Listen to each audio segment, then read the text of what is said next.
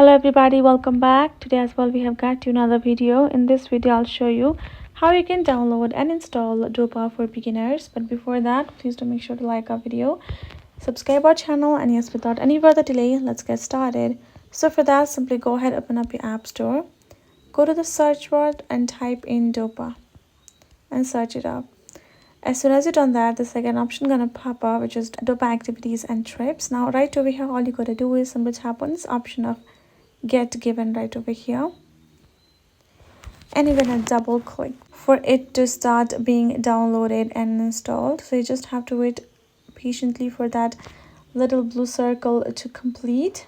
Now you can see the app has been downloaded, and now you can tap on this option of open, and there you go, your app has been downloaded and installed. For me, I'm not going to be allowing any notification yet, and this is it.